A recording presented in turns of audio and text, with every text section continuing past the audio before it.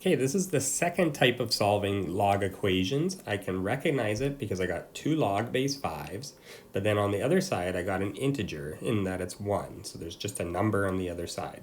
This is how the second type always looks. If, say, the 1 had been on the left and they were mixed up with logs, you just always want to make sure you get like your integer over onto the other side and logs on one side before you start. So this is kind of where you want it to start from. First step, I want to get a single log on the left, number on the right.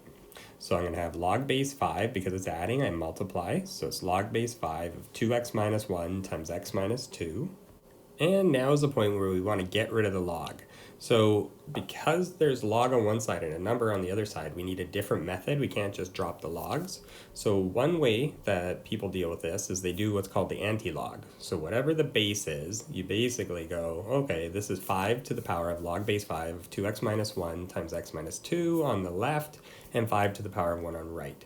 The 5s will cancel, and you're left with 2x minus 1 times x minus 2 equals 5 to the power of 1.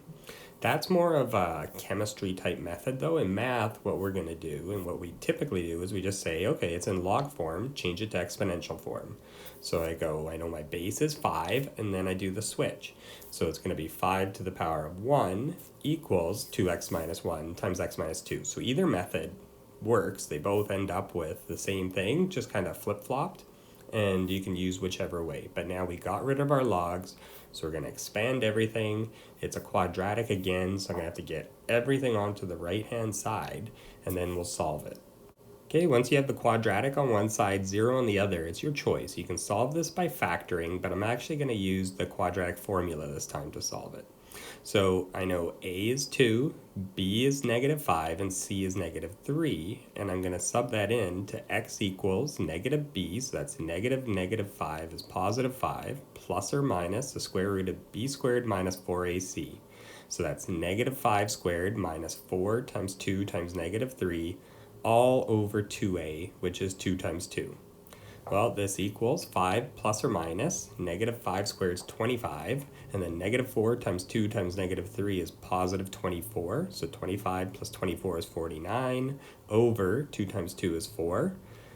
Root 49 is just 7, so this is 5 plus or minus 7 over 4. And then we go 5 plus 7 is 12 over 4, 5 minus 7 is negative 2 over 4. 12 over 4 reduces down to 3, negative 2 over 4 is negative a half. Now, it doesn't matter which method, we always got to look for extraneous roots. So I'm going to plug 3 in first, and I'm going to go into both logs. So when I put it in that first log, 2x minus 1, well, 2 times 3 is 6, minus 1 is 5. 5 is positive, so it's fine. When I go into the second one, 3 minus 2 is 1. 1 is positive, so that's fine. So 3 works. Negative a half, when I put it into the first one, 2 times negative a half is negative 1, minus 1 is negative 2. You can't take the log of a negative, so negative a half is an extraneous root.